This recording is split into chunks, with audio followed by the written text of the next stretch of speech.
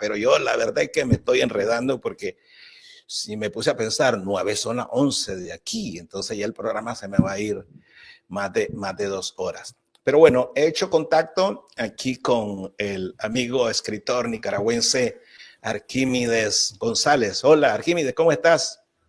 ¿Cómo estás, Miguel? Gusto de verte.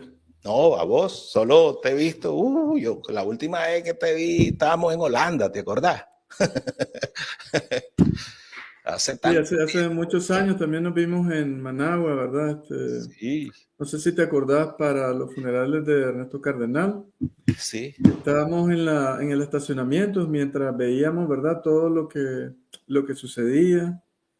Estábamos platicando y no sé si te acordás que venía un periodista con la nariz rota y lo logramos sacar de ahí también. Pues, y lástima que no pudimos ayudar a otras personas, ¿verdad? Que estaban ahí, como Hans Laurens, todos los muchachos de la prensa, el artículo.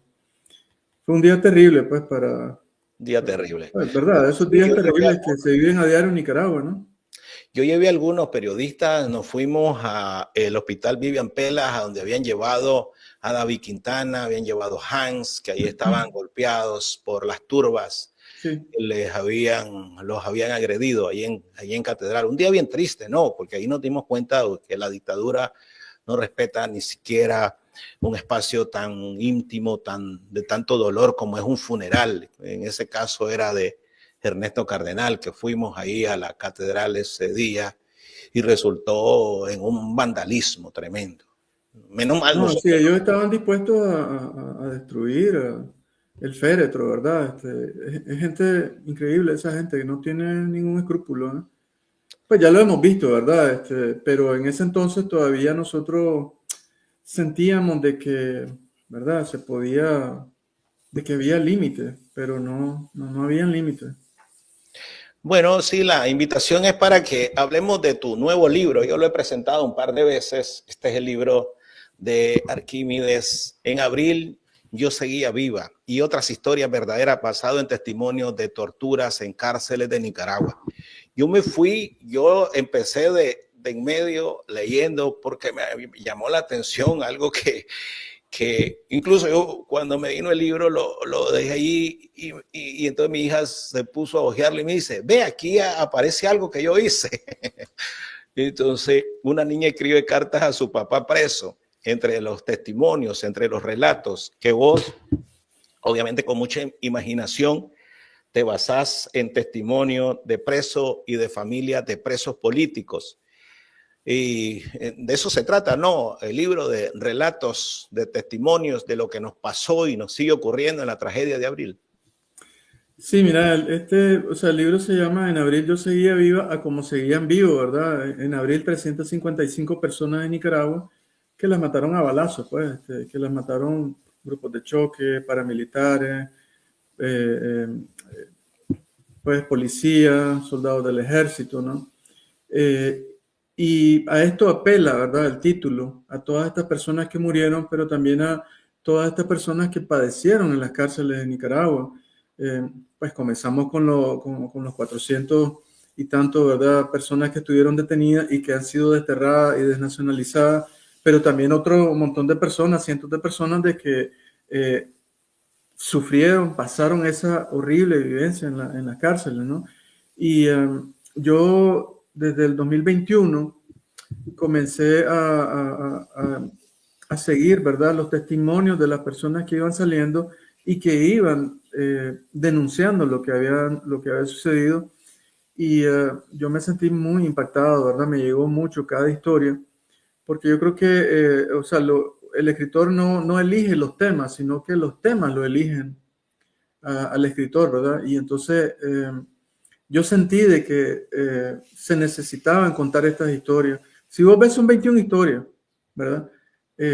Nada comparado a la gran cantidad de denuncias de violaciones de derechos humanos, a la gran cantidad de testimonios que dicen una y otra vez cómo fueron maltratados, cómo les negaron la comida, las medicinas, las visitas familiares, en tu caso, ¿verdad? Las visitas de tu hija, o sea, era un castigo a tu hija, ¿verdad? Era un castigo a vos, era una tortura. ¿ya? Porque a veces, incluso a veces me dice la gente, pero eso no es tortura. Claro que es tortura, ¿ya?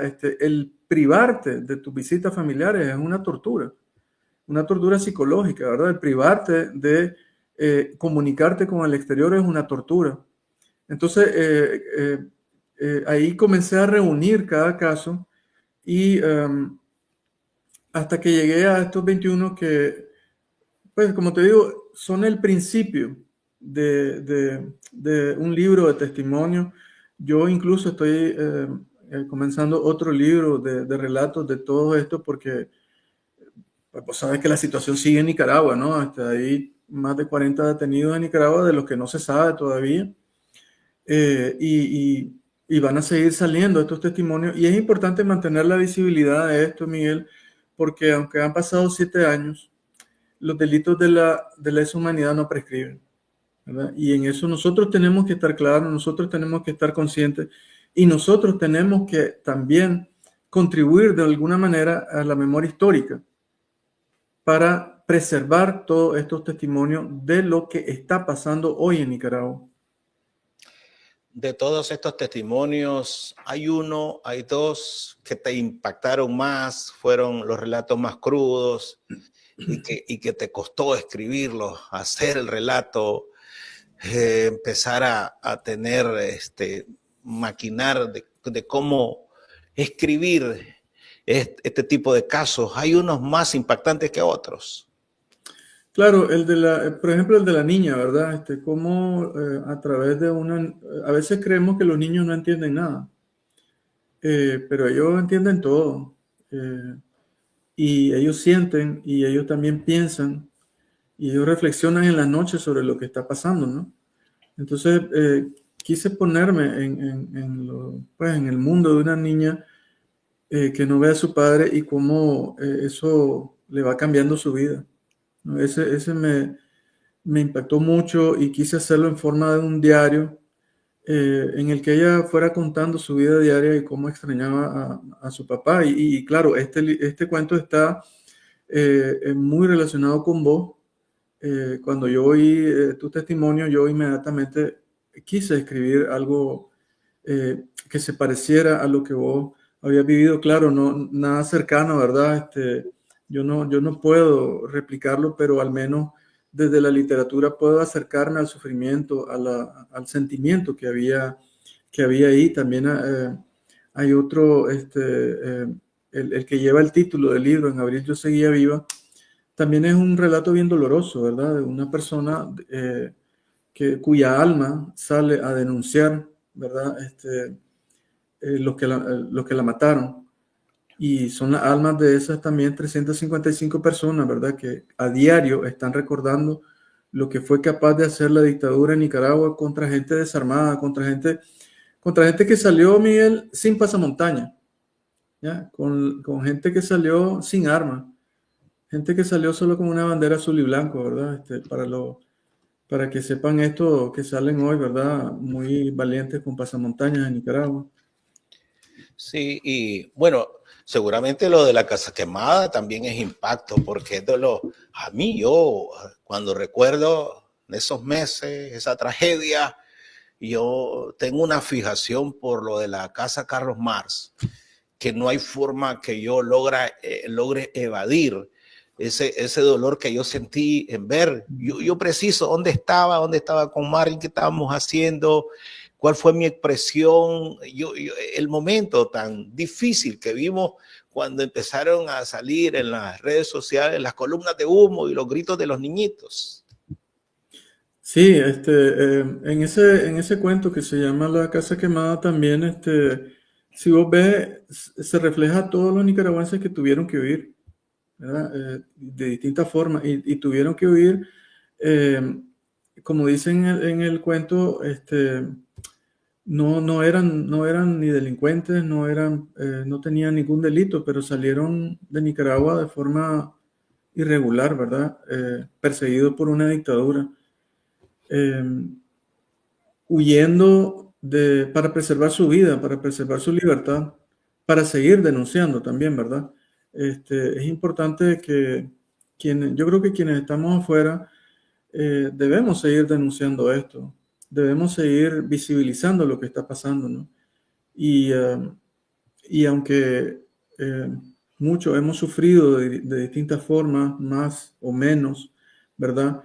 El camino es siempre, creo, visibilizar lo que está pasando en Nicaragua.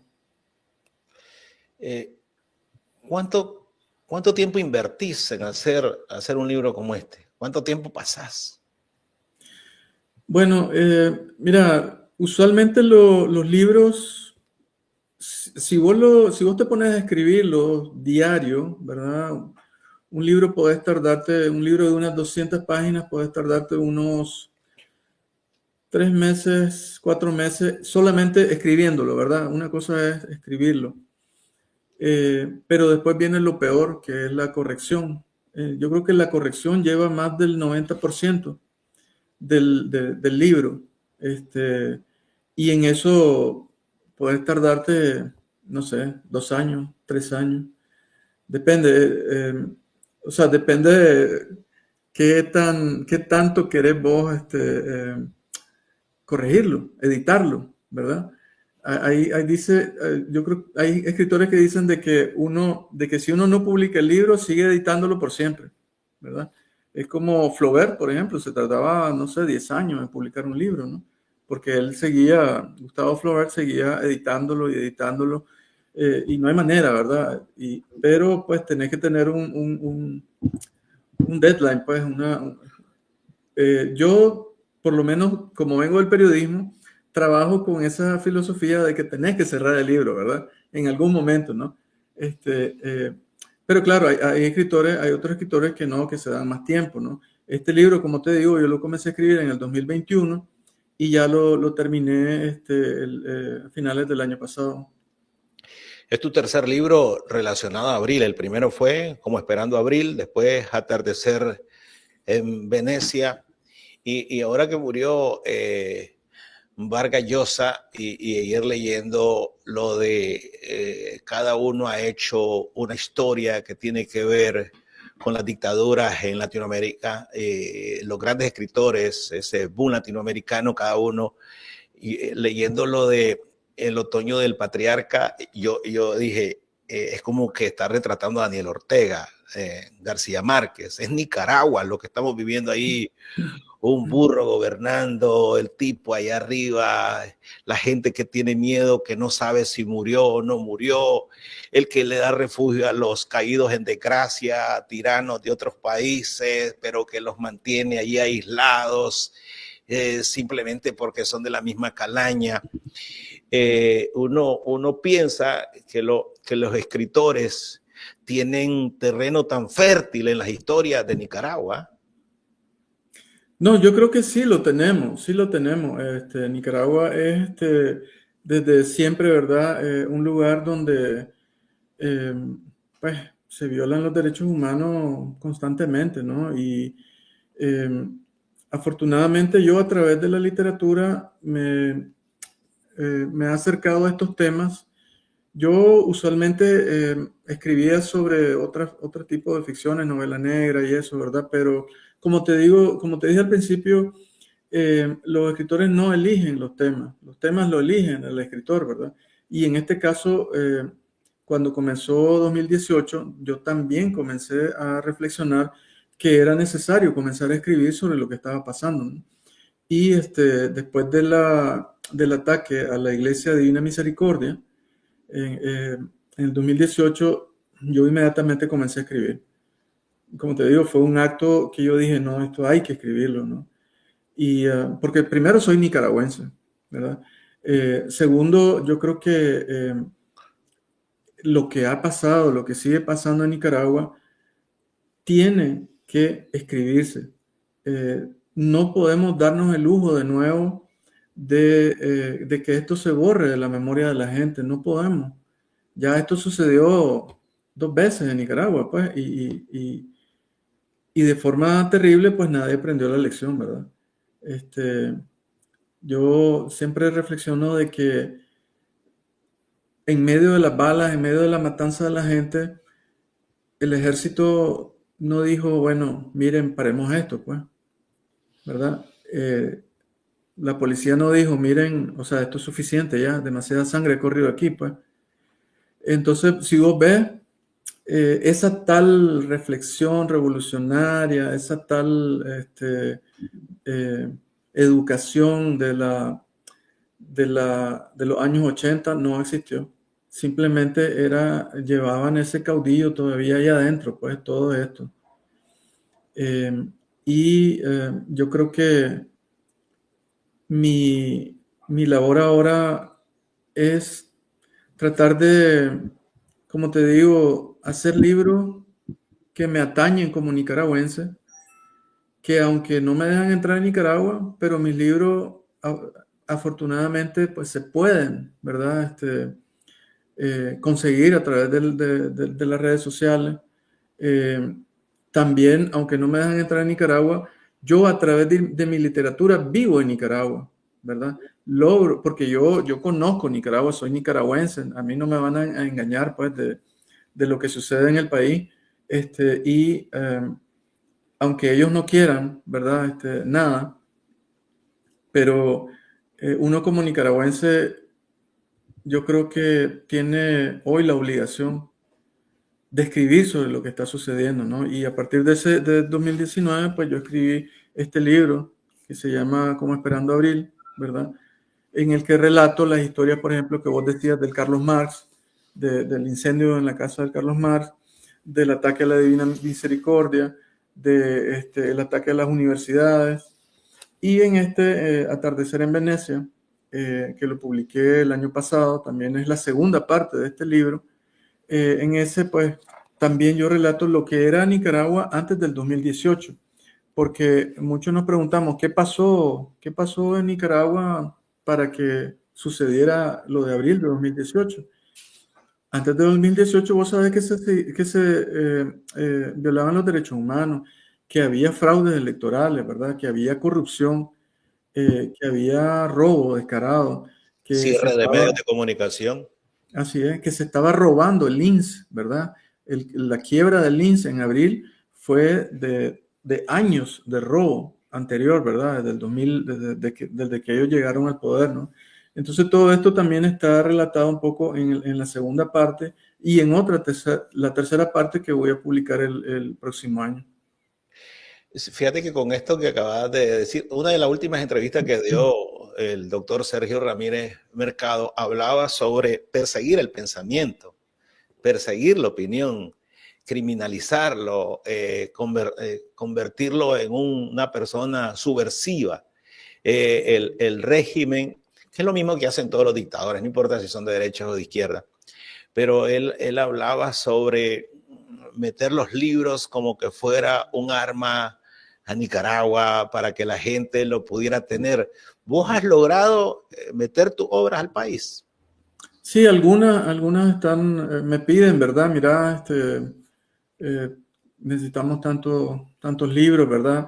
Es una labor bastante difícil. Yo a veces también me quedo un poco, pues, nervioso de lo que le va a pasar a la gente que se atreve a eso, ¿no? Eh, pero esto lo que evidencia es que en Nicaragua hay gente, ahí está toda la gente, ¿verdad? De que rechaza la dictadura. Claro, es cierto que mucha gente salió, pero para frustración de la dictadura, la mayoría de los nicaragüenses que no lo quieren están ahí todavía, ¿verdad? Y ese es el dolor, y ese es el miedo, y esa es la frustración diaria de la codictadora, ¿no? Un ejemplo de Este, eso es los llenos en las iglesias ayer. Así es, así es. Ahí ves que hay devoción, que hay nicaragüenses que están con esa esperanza, ¿no? De que algún día esto pueda cambiar. Y yo creo que todos tenemos que tener esperanza, ¿verdad? Ninguna dictadura cae de un día a otro. Y más estos, ¿verdad? Que están aliados con el ejército y la policía y con paramilitares, ¿verdad? Eh, pero hay que tener confianza, ¿no? Y confianza y esperanza, creo, ¿no? Y también yo creo que la mejor manera de que nosotros podamos hacer resistencia también es a través de la memoria, porque hacer memoria también es resistir, también es eh, enfrentarse a ese olvido que quiere la dictadura, a esa narrativa que ellos quieren instaurar, ¿verdad? De que no pasó nada, de que los culpables fueron los 355 personas que mataron a balazo, de que los culpables fueron los desterrados. Vos sabés cómo a diario la copresidenta, ¿verdad?, deshumaniza a opositores, a los desterrados, a los que salimos en abril, los deshumaniza como una manera para luego decir de que su vida no vale nada. Y eso, ese guión ella lo ha aprendido de los nazis. Los nazis así eran, deshumanizaban, ¿verdad?, a los judíos para después matarlos.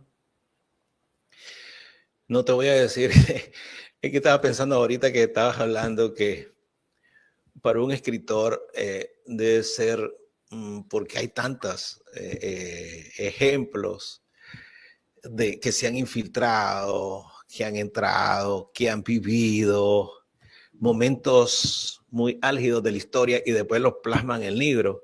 Que ahorita que vos estás hablando, digo, si Arquímedes hubiera estado metido en el chipote, hubiera sacado los libros de ahí, porque había tanto todos los días estar metido, estar viendo, pero como allí fíjate que yo recuerdo que cuando estaba con Lester, yo memorizaba cada cosa y decía, oye Lester, yo voy a hacer un monólogo. Iba atrás, pero con el tiempo a uno se le van olvidando detalles. Pero personas como vos, que la mente es tan así, tan ágil para contar historias y para hacer libros, pues, esos momentos, obviamente me va a decir, no, mejor no estoy allí. Pero vos te has puesto a pensar, estar ahí, vivirlo, sentirlo y después lo que vos ibas a hacer posterior a esto. Sí, yo supongo que yo hubiera tal vez hecho como el profesor Freddy Quesada. Freddy Quesada comentó la otra vez de que le había pedido a un doctor que le prestara un lapicero unos 2 minutos, ¿verdad? Para que él apuntara en un papel de restos de un jabón los capítulos de lo que iba a escribir. Yo me imagino haciendo eso, ¿no? También buscando algo para Si que en no se el me chipote olvidara. tú vas a tener Sí. imposible un lapicero, que un doctor te lo prestara, imposible. Sí. Fíjate que, imagínate que ahorita recordé que don Francisco Aguirre daba vueltas en la celda y entonces para él ir apuntando las vueltas que daba, agarraba un pedacito de papel higiénico y ponía uno, era una bolita, uno, dos, tres, y entonces ahí dejaba, qué sé yo, 5 o 10 bolitas, y ahí lo dejaba. Para el día siguiente acordarse que hizo 10. Bien. Un día le agarraron esas bolitas de papel higiénico y era como que había un arma ahí. O sea, ni eso te permitía. Entonces después lo que decidió fue hacer una rayita como podía en la pared. Tiki, una rayita, otra rayita. Pero ese tipo de historias que un escritor le hubiera sacado tanto provecho. Gracias a Dios no estuviste allí, pero, pero de alguna Bueno, yo creo que los escritores aprovechamos todo, ¿verdad? No solamente las situaciones este, pues diarias eh, normales que nos da la vida, sino también todo esto que es terrible lo que está pasando, pero pues le sirven también al escritor porque, mira, yo no me imagino ser un escritor en Europa, ¿verdad? Donde no sucede nada, ¿no? Eh, y yo creo que también es una forma de darnos una reflexión de lo que sucede y es una forma también de seguir adelante, creo yo, denunciando, pues. El escritor creo que no se tiene que quedar callado. Un escritor que se queda callado ya está muerto, ¿verdad? Y en eso hay ¿verdad? Muchos ejemplos. Por ejemplo, el mismo Mario Vargas Llosa, ¿no? Que acaba de fallecer. fue una persona que no se quedó callada, que siempre denunció la dictadura y que, fíjate que fue el primer escritor que denunció, por ejemplo, el caso de Berto Padilla, un poeta cubano detenido por la seguridad y que fue torturado durante unos 40 días. Y entonces Berto Padilla, cuando salió, hizo una conferencia al estilo de estas linchamientos bolcheviques. Y en la conferencia él denunció a sus amigos escritores, los denunció por reflexionar sobre la dictadura de Cuba e incluso denunció a su esposa. Imagínate qué terrible, pues. Pero Vargas Llosa fue uno de los primeros que denunció este caso como una violación de derechos humanos. Y en ese entonces, como estaba de moda ser escritor de izquierda, ¿verdad? Entonces, básicamente, Vargas Llosa fue soterrado. Vargas Llosa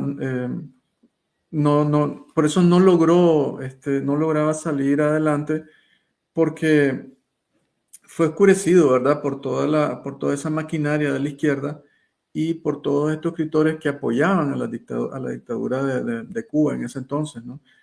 Pero en eso yo veo su valor, ¿verdad? De que él no sucumbió a esa moda, ¿verdad? De la izquierda literaria, y él siguió siendo, pues, honesto con sí mismo, y él siguió denunciando este tipo de cosas hasta que, pues, o sea, el tiempo le dio la razón, ¿verdad?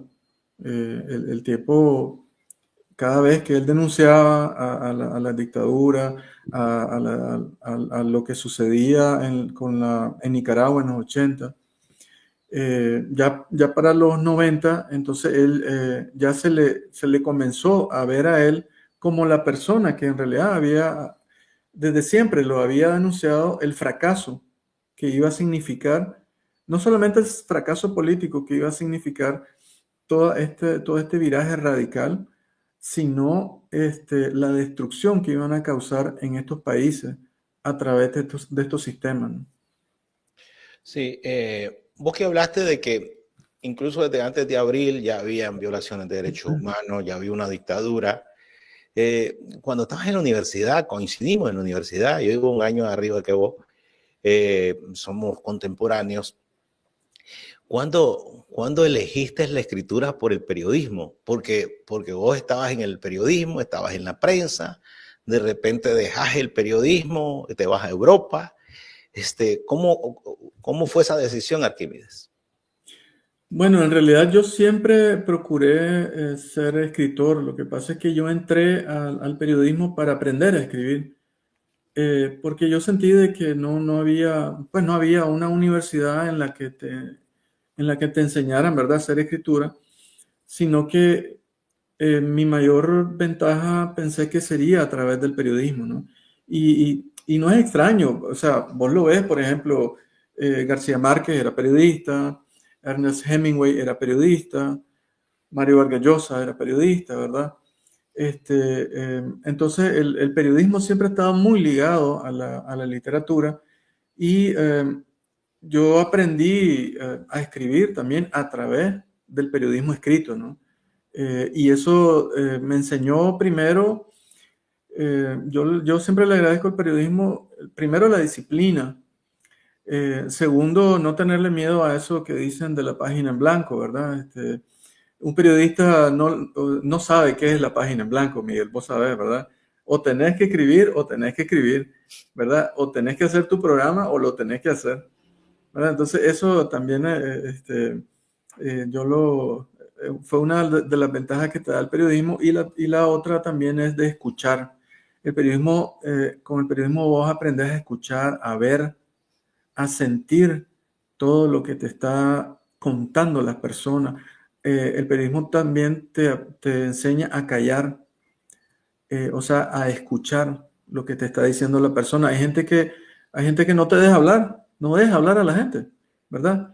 pero el periodista tiene que dejar hablar a la gente para que ella exprese lo que ella desea, pues. Entonces en eso también me ha enseñado grandes lecciones el periodismo, ¿no?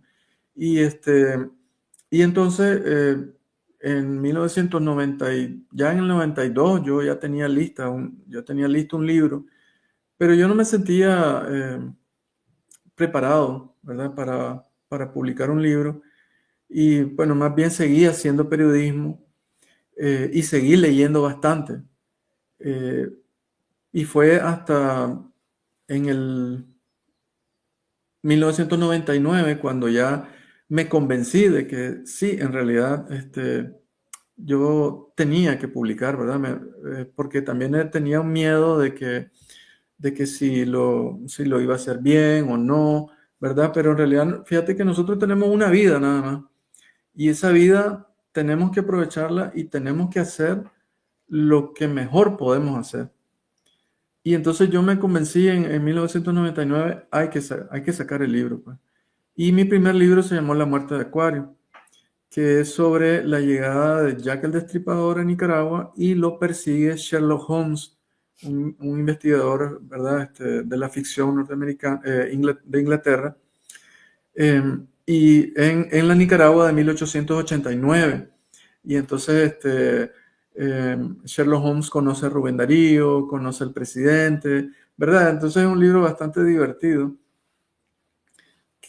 con el que logré salir adelante, porque también una de las cosas bien duras, por lo menos para los escritores, es dar el primer paso, ¿ya? Porque es tu primera obra y la gente está pendiente de qué es lo que vas a sacar vos de nuevo, ¿no? Entonces, y de ahí yo ya he publicado 17 libros hasta ahora, ¿no? Gané el premio centroamericano Rogelio Siná con un libro que se llama Dos hombres y una pierna. También gané el premio de novela corta en Honduras con un libro que se llama El fabuloso Blackwell, que es una historia, ¿verdad? Que yo Sobre, la conozco. sobre Blackwell. periodismo, sí. Sí, de cómo había alguien que engañó a varios periodistas haciéndole creer que había un boxeador que se llamaba Ian Blackwell, que era un nicaragüense que estaba triunfando, ¿verdad? En California, pero después se descubrió que él no existía, pues nada existía, ¿no? Esa historia es entretenida. Vos sabés que Ian Blackwell fue propuesto para competir como atleta del año en Nicaragua. Sí. Hay historias de historias en Nicaragua. Sí, sí, es increíble. Pero sí, recuerdo ese tu libro, algo pequeño, ¿no? Sí, sí, sí, es una novela corta. Y así he seguido escribiendo. Yo creo que lo importante es seguir adelante porque los libros, como te digo, los temas se imponen y en este momento el tema de Nicaragua se impone para mí totalmente, ¿verdad? Y se va a seguir imponiendo porque, como te digo, soy nicaragüense. Este, Hay muchas historias que contar en Nicaragua. O sea, yo apenas tengo 3 libros, pero yo espero de que todos los escritores, cuando puedan, ¿verdad? Se dediquen a resaltar todo lo que ha sufrido el nicaragüense desde 2018, ¿no? O sea, que ha sufrido en gran medida, aunque también antes, ¿verdad? Esto no es de que de pronto en el 2018 comenzó todo, pues. O sea, esto explotó en el 2018, ¿no? Pero hay sufrimiento, hay robo, o sea, el país está destruido desde hace ya décadas, pues, por por una dinastía, por una tiranía, ¿no? Sí. No, bueno, ¿y la gente dónde puede comprar el libro? ¿Cómo puede adquirirlo? Bueno, el libro lo pueden encontrar en Amazon, ahí se puede descargar de forma digital y pedir impreso, ¿no? Por suerte también se puede descargar digital para los que están en Nicaragua. Y afortunadamente contamos con eso todavía, ¿no? Una manera de que pueda llegar a la gente en Nicaragua, de que pueda llegar también a las víctimas, a las personas que salieron del país, a los nicaragüenses que han sufrido también, ¿no? Porque, o sea, el libro es doloroso el libro, pero también hay historias que son de esperanza, hay historias que son también eh, que enaltecen esa fortaleza del ser humano, Miguel, que fue maltratado, que fue abusado, pero que se mantuvo firme, ¿verdad? Que se mantuvo con su ideal, que se mantuvo con sus convicciones. Y eso es lo que le duele a la dictadora, ¿verdad? Al dictador y a la dictadora, ¿no? Que todos nos mantenemos con nuestras convicciones, que somos nicaragüenses, que queremos a nuestro país y que lo queremos ver libre y en democracia. Sí, pues yo leí el capítulo, me hace falta completarlo, pero el de las cartas de las niñas, que me sentí tan identificado por mi hija. Cuando vos decís que iba a platicar con su muñeca y le preguntaba y le reclamaba y escuchaba a sus abuelos que llegaron a su casa a asistir a la esposa de su papá, pues vos sabés que mi hija lo que hacía era salir al patio y se ponía a preguntarle a Dios. Qué Entonces lindo, sí. salía al patio, sí. Y es cierto, ahí está el reflejo. ¿Te acordás que antes de que liberaran a los 135 o que los desterraran el 5 de septiembre, también se contaron historias de los hijos de los presos políticos? Claro, así es, sí. Esas historias de que los ofendían en el colegio, que se les habían apartado amistades, que estaban sin trabajo, que ahora la mamá y los niños tenían que dejar el colegio para ayudarle a la mamá a trabajar. Wow, hay, como vos decís, hay tanto que seguir relatando y escribiendo sobre la historia de Nicaragua, que en otros países, y vos que has viajado tanto, deben creer que es una broma, que es mentira, porque es tanto el salvajismo que no se adecua a la época actual de la humanidad, ¿no? Historias que ya creímos. Vos estuviste en la universidad, yo estudié en la universidad en los años 90, escuchamos el exilio, yo viví la guerra, pero creímos que esa etapa ya había terminado en Nicaragua y nos vuelve a atrapar. O sea, es la historia de Nicaragua que es cíclica, que vuelve y retrocede y volvemos a estar en la misma rueda.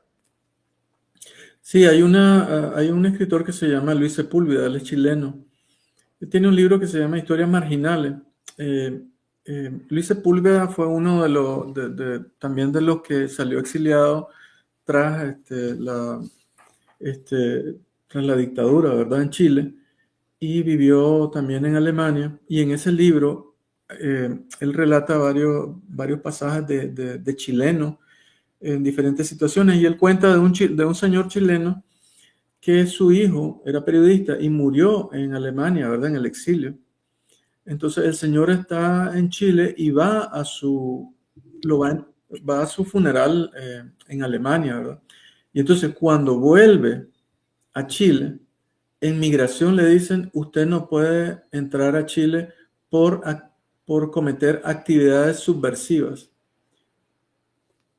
Y él solamente fue al funeral de su hijo. Y entonces al señor lo devolvieron, ¿verdad? Se convirtió en apátrida. Y entonces, o sea, eso te recuerda De nosotros. ¿ya? ¿Cómo funcionan estos majes, verdad? Aquí en Nicaragua, ¿verdad? De la misma manera y haciendo lo mismo, esa misma barbarie que ya no debería tener este espacio pues, en este mundo, ¿no? Es una barbarie que nos tiene, pues, en una situación en la que Nicaragua no sale adelante. En Nicaragua nada va a salir adelante, aunque ellos digan que construyen no sé cuántos puentes, no sé cuántas carreteras. Es una sociedad que desgraciadamente está destinada a padecer nada más, ¿verdad? A una economía que va a estar alicaída mucho tiempo. es una, es un país que aislado, Nicaragua, ¿verdad? Eh, y es el ejemplo del barbarismo y es el ejemplo de la crueldad como persona y de la crueldad política y de la crueldad del ejército y de la crueldad de la policía, ¿no? Eso representa hoy Nicaragua. Nicaragua representa hoy la oscuridad, ¿verdad? En el tema de derechos humanos, la oscuridad también en el tema político. Y Nicaragua también representa ese, afortunadamente también ese ejemplo de que no deben de seguir los países, ¿no? Y también para los países es una lección, ¿verdad? Y para los ciudadanos de otras naciones es una lección de lo que no se debe hacer en un país. Sí, ya que mencionaste ese ejemplo de Chile con lo de nosotros, Vargas Llosa era el que decía, no hay dictadura buena ni dictadura mala, todas las dictaduras son igualitas. Todo, sí. No hay que diferenciar que porque vos sos de derecha y es una dictadura, yo voy a estar con el dictador de derecha, Tuanis, y lo mismo de los izquierdosos. O sea, dictadura es dictadura. Y es lamentablemente el mundo tan diferente que estamos teniendo ahora, ni que se defienden ideas extremas. No, le perdono los crímenes porque es ideológicamente lo que yo creo. Y eso es uno de los principios que más usaba y que más empleaba Mario Vargas Llosa. Dictaduras son dictaduras, no importa la ideología. Así Hablando. es, y también es el pensamiento del periodismo, ¿verdad? El periodismo, o sea, lo que pasa es que a veces la gente muchas veces no entiende el trabajo del periodismo. Uno no lo entiende y segundo se deja caer, ¿verdad? Eh, por el poder de que el periodismo es el que tiene la culpa, que el periodista es el que tiene la culpa. Pero Miguel, o sea, a nosotros en el periodismo también nos han enseñado que el periodista no se tiene que casar, ¿verdad? Con ningún gobierno. El periodista tiene que informar sobre lo que está sucediendo. Y por eso es que cuando llegan este tipo de personas al poder, es que se enojan con el periodista porque quieren coaptarlo, ¿verdad? Quieren que él les tape, ¿verdad? Todos los abusos que hacen. Y es ahí donde señalan al periodismo como el culpable, ¿verdad? Eh, por eso es que en Nicaragua tenemos 280 periodistas fuera del país. Por eso en Nicaragua tenemos cerrados los medios de comunicación, ¿verdad? Este, por eso es que en Nicaragua confiscaron también varios medios porque sabían que era un periodismo independiente, ¿verdad? Y yo lo que quisiera que la ciudadanía entendiera que el trabajo del periodismo es informar, independientemente, como decís vos, de quién esté en el poder. Nuestro trabajo es informarlo sobre lo que está sucediendo. Y es ahí donde le duele al que está robando, al que está haciendo abuso, ¿verdad? Al que está haciendo la corrupción, al que está violando los derechos humanos. Por eso es que ellos la toman en contra del periodismo. Un gran ejemplo que tenemos es el Faro de El Salvador. Era un periódico en el que Bukele pues lo elogiaba, lo reconocía cuando él no estaba en la presidencia por las grandes investigaciones que hacía en contra de la corrupción de los presidentes de turno. Pero ahora que Bukele está en el poder, ya es un periódico vendido, financiado, porque sigue el periodismo, sigue haciendo su trabajo, ¿no? Y siguen haciendo su trabajo en contra de ellos. Y les han sacado tanta evidencia. Miren lo que decía antes, Bukele del Faro lo reconocía por sacar la luz, la corruptela de los políticos, ahora que lo hace con él el peor presidente. O sea, qué difícil. Por eso es que nosotros como periodistas, cuando recordamos los nicaragüenses, la época de Doña Violeta, una época maravillosa, en la prensa, su periódico, ahí recibía críticas. Es lo más extraordinario en materia de libertad de expresión que hemos tenido. O sea, estás a prueba cuando vos pones a disposición de la democracia hasta tus propios recursos, tu propio medio. Sí, además acordate que la prensa tenía un gran problema y es que era la primera vez que su candidato, ¿verdad? Había ganado. Sí. Y entonces tenían un problema de qué hacer ahora, ¿verdad? ¿Vamos a callarnos o seguimos haciendo periodismo? ¿Verdad? Vamos a hacer Y barricada. así es, pero siguieron siendo la prensa, ¿verdad? Siguieron fiscalizando el poder y la prensa dio una, yo creo que una clase de cómo seguir fiscalizando el poder, aunque pues fuera aunque tuvieran un personaje este, que ellos, ¿verdad? Habían apoyado abiertamente, pues, para llegar a la presidencia. Eh, y esto nos deja también la lección del profesionalismo, ¿verdad? En el periodismo, de que todo medio de comunicación también tiene que ser independiente, pero también tiene que ser profesional. Tiene que invertir en que sus periodistas digan la verdad, que sus periodistas denuncien, que sus periodistas no se casen políticamente, ¿verdad? Aunque, o sea, el periodista puede votar por quien quiera, ¿verdad? Pero a la hora de informar no se tiene que casar con nadie. Y eso es lo que no entiende mucha gente, ¿verdad? Mucha gente piensa que los periodistas estamos a la orden de la persona que va a llegar al poder y el periodismo no es eso. Eso es propaganda. Eso es propaganda, sí, sí. Sí. Bueno, te quiero agradecer, Arquímedes. Me costó hacerte esta entrevista porque te invité varias veces. No, Pero no, qué no, sí, bueno. no. Sí, muchísimas gracias, Miguel, y ahí estamos a la orden. Me alegra mucho verte y me alegra mucho que sigas con el programa y haciendo periodismo y que estamos en libertad, ¿verdad? Y que podemos hablar por Nicaragua, que es lo importante, ¿verdad? Yo creo que tu voz es súper importante y yo te animo a que sigas adelante con el programa y muchas gracias por invitarme.